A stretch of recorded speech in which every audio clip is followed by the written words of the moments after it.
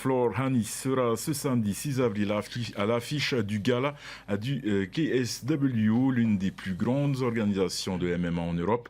Elle affrontera donc à Paris la Libanaise Sandra Choukar. La Polynésienne veut mettre toutes les chances de son côté et s'est entourée donc des meilleurs coachs de la capitale où elle s'entraîne depuis plusieurs semaines. Julien Panafieux et Wallis Glaise l'ont rencontré pendant un entraînement. De la pugnacité et du punch, un mental d'acier, rien ne semble pouvoir arrêter Flor Hani. Répéter les gestes, les combinaisons, il faut fignoler les derniers détails techniques. J'ai vraiment énormément ciblé beaucoup de travail sur le grappling pour ce combat-là. Et je me sens vraiment solide. Je trouvais que j'avais quand même un grappling qui avait énormément évolué pendant mes années aux États-Unis. Et là, pendant ce camp-là, je dirais qu'on a vraiment peaufiné plein de détails, des détails techniques, mais que j'avais pas et qui étaient vraiment indispensables. Je dirais que c'est ce qui fait la différence entre chaque fois la progression, de passer à un meilleur niveau techniquement, quoi. Flor Hani a récemment signé avec le KSW, une organisation polonaise d'arts martiaux mixtes considérée comme l'une des plus grandes d'Europe pour une série de combats. La Polynésienne s'entraîne depuis le mois de janvier avec plusieurs coachs, notamment Mehdi Othman, expert en grappling et coach de Cédric Doumbé. Je connaissais la réputation de Mehdi parce qu'il est quand même, c'est un des meilleurs coachs de grappling en France.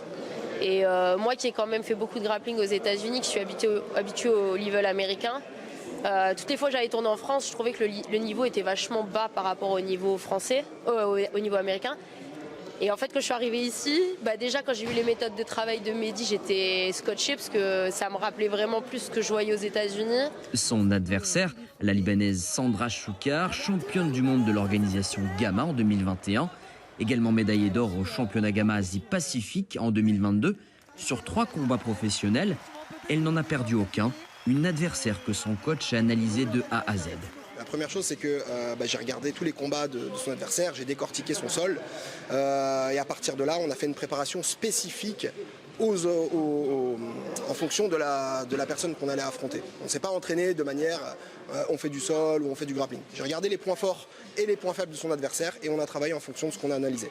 À 37 ans, la Polynésienne compte sur son expérience et sa capacité d'adaptation pour faire la différence. Moi, après, je me fais jamais de film parce que j'ai appris que dans les combats, en fait, il faut vraiment être dans le moment présent et s'adapter. En fait, c'est ça qui fait que t'es bon ou que t'es pas bon, c'est que tu t'adaptes. Et de savoir si t'es vraiment techniquement bon aussi, c'est que t'as les armes pour t'adapter. C'est un couteau suisse, quoi. À noter que le combat entre Flor Hani et son adversaire sera la seule confrontation féminine sur les 9 rencontres prévues à l'Adidas Arena.